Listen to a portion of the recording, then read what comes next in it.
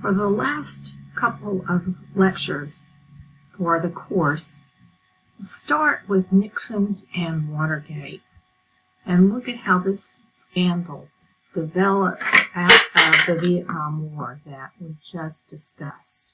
So let's look at the development of the scandal, how it leads to Nixon's resignation, the brief Ford presidency, and of course the election of Jimmy Carter. Remember that the Vietnam War had become increasingly controversial after 1968. During that year, the Tet Offensive occurred, war casualties and deaths for the United States had mounted, and a series of controversial decisions had been made during that campaign, as Nixon won easily on his candidacy to end the war. But once elected, Nixon had not ended the war. In fact, he had escalated the bombings and widened the war into other countries like Cambodia while bringing U.S. soldiers home in a plan he called Vietnamization.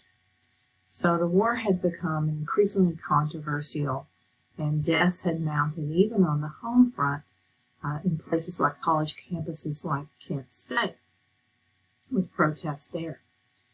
So by the time Nixon begins to seek re-election, leading up to the 1972 campaign, he is facing a United Democratic Party, for the most part against the war, campaigning to end the war more quickly. His opponent in 72 will be a World War II hero, Walter Mondale. And in order to try to tamp down the seat, as Nixon sees it, and opposition to the war, he has begun an enemies list that includes a lot of high-profile political opponents and those opposed to the war. He wraps that into opposition that includes Democratic opponents in the 72 campaign, especially, of course, Mondale and the Democratic organization in the 72 election. He has a personal election campaign that goes by the acronym CREEP, especially appropriate here, the Committee to Re-elect the President. This is not the official Republican committee, but again, Nixon's own Committee to Re-elect the President. Now, this committee goes rogue and decides to spy on the Democratic headquarters this year, that is at the Watergate complex. Now, the Watergate, from whence the scandal gets its name, is a relatively new complex property that year in Washington. It still remains prime real estate in Washington, D.C. You can visit it. There are malls and all kinds of offices and, of course, apartments there. A lot of high-profile people live there at the Watergate. And this year in 72, that's where the Democratic headquarters was located. From Howard Johnson's across the street, CREEP maintained headquarters, and that's where they spied on the Democratic headquarters. But they wanted to plant wiretaps, illegal wiretaps, of course, in the Democratic headquarters so they could listen in on and keep tabs directly on what the Democrats were planning to do, the strategy against the Nixon committee and the Nixon re-election campaign in 72. So a group of plumbers, as they were called, a break-in team, were deployed to the Watergate Democratic headquarters, and they bungled the break-in. The team was discovered by security at the Watergate, and they were arrested, and they would be tried during the campaign. But the White House denied any knowledge of this burglary, even though documents were stolen from the Watergate. And the plumbers were given a really stiff sentence by the presiding judge. And that encouraged them to turn over evidence of those who had ordered them into the Watergate. And this happened, of course, after the election, that Nixon was reelected by a landslide He won almost every state in this election. And the names he named were top White House aides and officials, including E. Howard Hunt and G. Gordon Liddy. So then, with direct White House connections, investigations began in the Congress to find out who was connected to this burglary and this bungled break-in, and what the president knew and when did he know it. And so this is how we get to the congressional investigations that are so famous. Now here's a great video from Commerce History about the decade of the 70s that includes details of course, the Watergate scandal that will bring down the Nixon administration. The Congress holds hearings throughout the summer of 1973 that will ultimately lead to the evidence that will bring the Nixon administration down, and that will be the tapes. Nixon would secretly tape most all of the conversations that occurred in the White House, including in the Oval Office. And when those revelations come out in the public hearings that tapes exist, then the congressional investigators began to pursue the tapes. And the Supreme Court will ultimately order that the tapes have to be released. And when those orders come in, the Nixon administration will comply.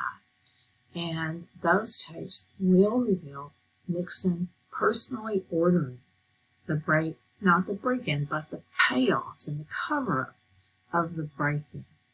And when that comes out, then Nixon will be forced to resign rather than face full impeachment by the House and removal by the Senate when top Republicans visit him and tell him that they will vote to not only impeach him in the House, but remove him in the Senate for the abuse of power that he is guilty of and the criminal offenses he is guilty of in the Watergate episode. Because the break-in is just a minor part of the story. The full story involves many illegal activities and abuses of presidential power. It involves using the IRS, the CIA, the FBI, illegally. It involves payoffs, it involves bribery scandals. It is a massive abuse of power scandal run from the White House. So this is much more than a third-rate burglary that goes bad. This is a sample of the Watergate hearings that occurred during the summer of 1973 and would be played on all three networks. There were three then, live, day after day. And the whole public would have seen and witnessed these hearings as they unfolded. So I'll play a little snippet of these. These are available on YouTube, available in your history book, and every source.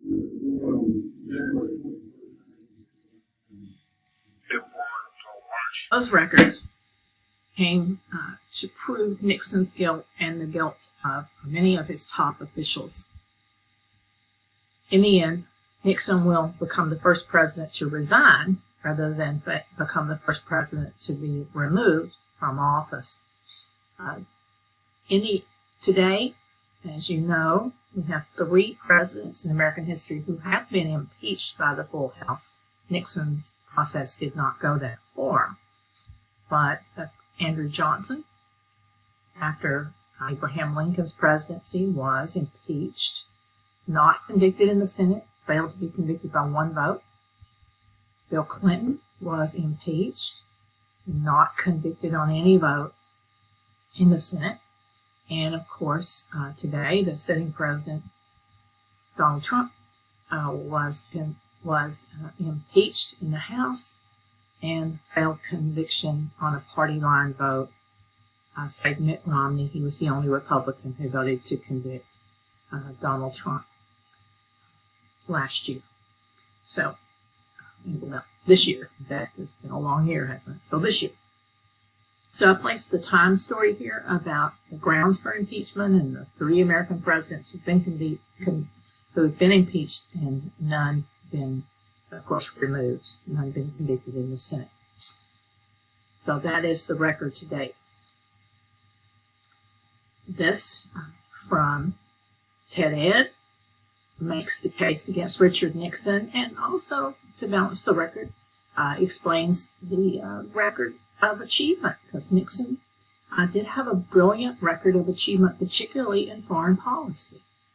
So he is seen by many historians as a rather tragic figure, fatally flawed in many ways. When Nixon resigned in disgrace because of the many scandals known as Watergate that rocked his presidency, his most recent vice president, who had just been appointed under the new 25th Amendment, was Gerald Ford. And so Gerald Ford was sworn in as president the very same day in 1974 that Nixon resigned. And one of the first things that Ford did, which caused great controversy, was to pardon Richard Nixon before he could be tried for any of the crimes he would have been charged with related to Watergate. And Ford always defended his action by explaining that he pardoned the presidency, not the man, because he could not move forward without being questioned about what was going to happen to Nixon. And he felt that, as he would say, the long national nightmare was finally over that Watergate had become. And there is absolutely no evidence of any corruption related to this for Gerald Ford. He was a man who was seen as a very decent and honest figure, and in fact gets high historical marks for restoring decency to the White House after Watergate.